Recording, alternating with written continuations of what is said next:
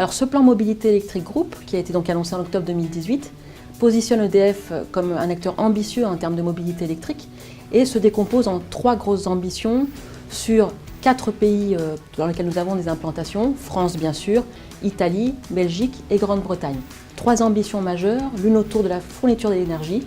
Nous souhaitons à horizon 2022 être le leader en termes de fournisseur d'énergie pour le rouleur de VE et avoir environ 30% de la part de marché, soit 600 000 véhicules qui rouleraient avec notre énergie.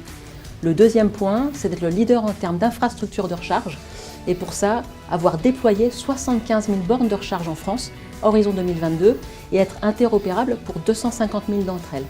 Et enfin, le dernier sujet, important puisqu'il s'agit du pilotage intelligent de la charge, c'est d'être le leader en termes de smart charging et donc d'avoir d'ici 2020 déployé 4 000 bornes qui seront pilotées intelligemment.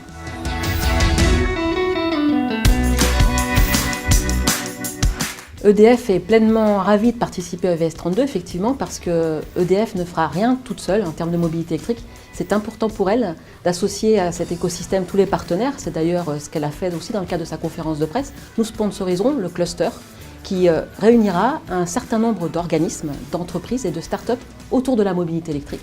Et nous sommes ravis de prendre ce positionnement sur EVS 32, d'autant plus que c'est dans la continuité de nos convictions, puisque depuis 2014, grâce à EDF Pulse, nous remettons des prix aux start-up dans des environnements divers et variés.